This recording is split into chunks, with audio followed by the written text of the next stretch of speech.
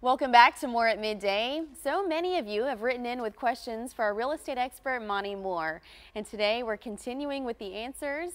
Monte is joining us this afternoon with more of his insider advice. Monte, welcome back. Thank you, Casey. I'm amazed at how many people keep writing in questions. I really appreciate that. Yeah, well, we really appreciate your answers, really helping Thank you. out a lot of Thank people. you. So let's get to it Yes, today. First, we have Cindy and Alan from Nashville. They write in and say, we're the first-time buyers and want to make sure we have enough money saved to buy our first home.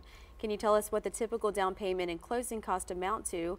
We've heard that financing requirements have recently changed. Is that so? Well, I'm really glad that this young couple is doing their homework ahead of time. So many times somebody comes in to buy a house and they have no clue. They haven't done any homework.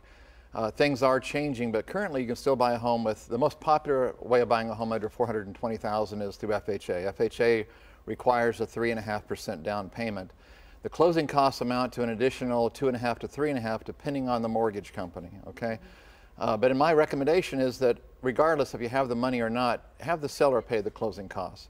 With interest rates as low as they are right now, around 4%, it doesn't make sense to come out of pocket another $5,000 to pay your closing costs when that would only be about $20 or $25 a month in added payment if you just had the seller pay it.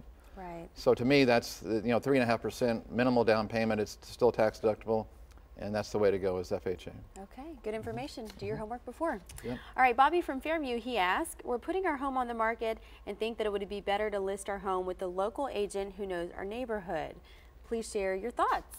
What would you say? Well, I sound probably prejudiced, but back in the day, it made a difference to go with a local agent because, it was kind of a good old boy system in a lot of the neighborhood, a lot of the smaller towns and so forth. But all sincerity, a Fairview or a Kingston Springs or anywhere around a big city, typically the person coming into town is looking at that bigger city, and then they end up in the peripheral parts of it because they find they can get a little more for their money and so forth. So my suggestion would be, well, first of all, I don't think it matters if you go with a local agent or not. I think you'll get more exposure if you go with an agent that's probably connected to a larger area. You're just going to get more traffic, more foot traffic, Right. more internet traffic. So Okay. I don't think it matters like it used to. Right, good to know. All right, Skipping Goodlettville, he writes and says, we've started finishing off our basement to add another bedroom. What is required to be able to count this new space in the overall square footage of our home when we sell? And is it equal value as the rest of our home? Can he count it or not? Well, good questions. I've seen many times where somebody came in and they thought they were buying square footage and it didn't really pass the requirements.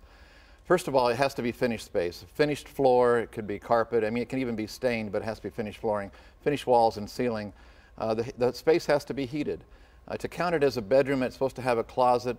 It's supposed to have a window, actually, so that for safety reasons, to be able to get out of the property should there be a fire or something. To count it as overall square footage, it needs to average 7 feet or higher. That's where it gets a little tricky in a basement because you've got ductwork and plumbing and so forth to work around. There's nothing wrong with finishing off around that ductwork, but the space has to average at least 7 feet high. Interesting. Yeah, otherwise, you really can't technically count it. Okay. Good information for Skip there. All right, and you've got a home of the week you're going to show off. This one is cool because it's right beside Percy Warner Park. Yeah, so only two blocks away from Percy Warner Park. It's a beautiful 1960s ranch, all brick, updated kitchen with granite and stainless steel. The home is immaculate.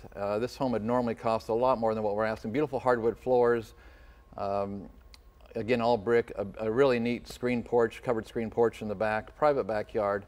A really good value at only $239,900. This is really a nice home, and again, you can walk to the park from here, only a couple blocks away. Great value. Beautiful area. Thank you so much, Monte. Thank you for the privilege. Good I info. really appreciate it. And if you need help buying or selling your home, call the Mohr Group at 615-376-4500 or to reach Monte directly, you can call 615-300-8393. We also have a link to the website WeSellHomesForFree.com. It's up on the More at Midday section of WSMV.com.